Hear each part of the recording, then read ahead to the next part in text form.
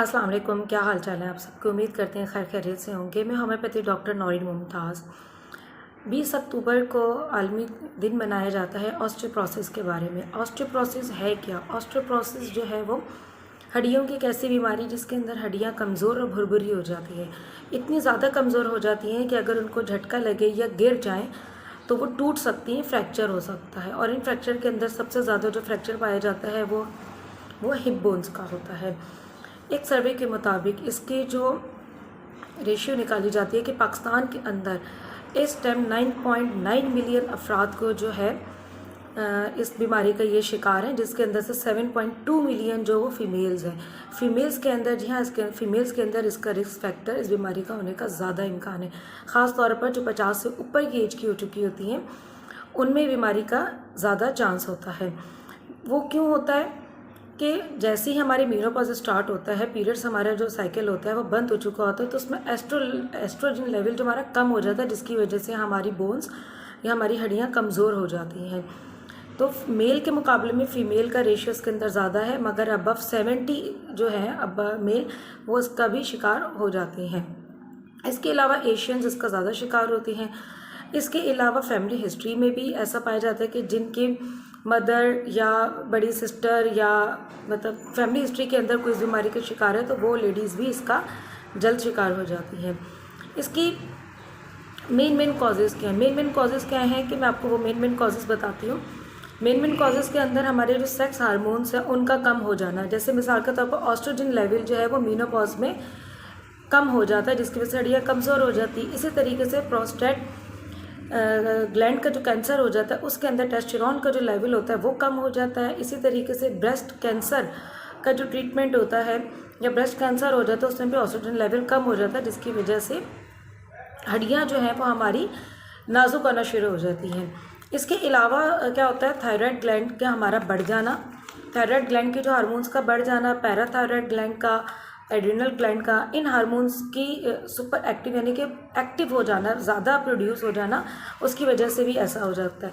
और वो लोग भी इसके शिकार होते हैं जो बहुत ज़्यादा लॉन्ग टर्म किसी भी बीमारी के लिए ट्रीटमेंट ले रहे हों, ख़ासतौर पर में कुछ स्टेरॉइड यूज़ हो रहे होते हैं, जैसे कैंसर हो गया और बहुत सारी प्रॉब्लम्स हैं जिसमें हम लॉन्ग टर्म मेडिसिन ले रहे होते हैं। ऑरल कॉन्ट्रासेप्टिव मेडिसिन की वजह से ऐसा हो सकता है।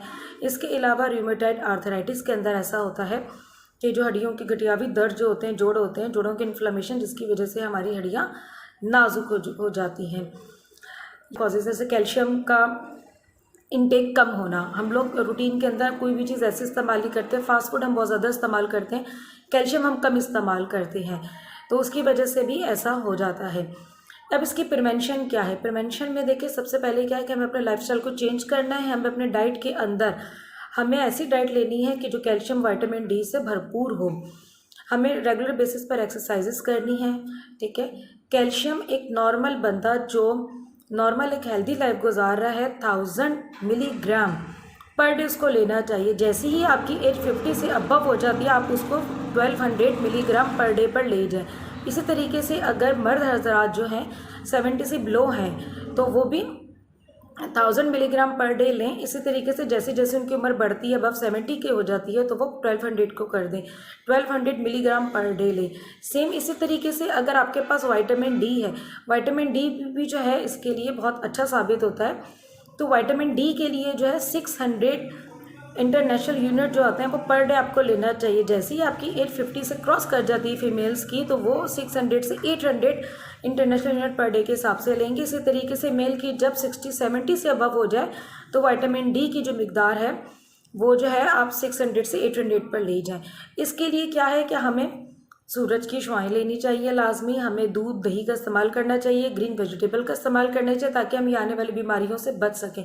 मैं अपने बहुत सारे पेशेंट्स को बताती हूँ कि खाने के दरमियान अगर हमने 2 चम्मच दही ले ली तो हमें हड्डियों की कोई बीमारी नहीं होगी और हम बहुत अरसा अपनी हड्डियों की हिफाजत कर सकते हैं, मगर बशर्ते कि अपने खाने के दरमियान 2 चम्मच दही का आप इसका लाजमी इस्तेमाल करें। इसके अलावा जो है होम्योपैथिक में बहुत अच्छी मेडिसिन हैं जैसा कि कैलकेरिया कार्ब है, कैलकेरिया फॉस है, सिम्फाइटम है, रूटा है, बायोकेमिक में 5-फॉस है। बहुत सारी ऐसी मेडिसिन हमारे पास मौजूद है जो कि बर वक्त इसका प्रिवेंशन के तौर पर भी, और अगर किसी को ऑस्टियोपोरोसिस हो भी जाए तो हम उसका बर वक्त इलाज कर सकते हैं और अपनी हड्डियों को बचा सकते हैं। ख़ास तौर पर देखिए, जैसे रीढ़ की हड्डी है, हिप बोन है, ये हमारी इसमें ज़्यादा मुतासिर होती हैं क्योंकि इस हद तक कमज़ोर हो जाती हैं कि हमसे चला फिरा नहीं जाता, और जब हम जैसे ही गिरते हैं तो ये हमारी हड्डियाँ टूट जाती हैं, फ्रैक्चर इनके अंदर ज़्यादा हो जाता है। हमारी मज़ीद वीडियोस को देखने के लिए, मज़ीद हमारी वीडियोस के बारे में अपडेट रहने के लिए आप हमारे यूट्यूब के चैनल को सब्सक्राइब करें, और तमाम सोशल मीडिया के जो ऐप्स हैं, फेसबुक हो गया, इंस्टाग्राम हो गया, हमारे पेज को विज़िट करें। और अगर आपको ये वीडियो अच्छी लगी तो आगे भी शेयर कीजिएगा। मुझे, मेरी टीम को, मेरी फैमिली को दुआओं में याद रखिएगा। अल्लाह हाफ़िज़। अपना बहुत ज़्यादा ख्याल रखिएगा। अल्लाह हाफ़िज़।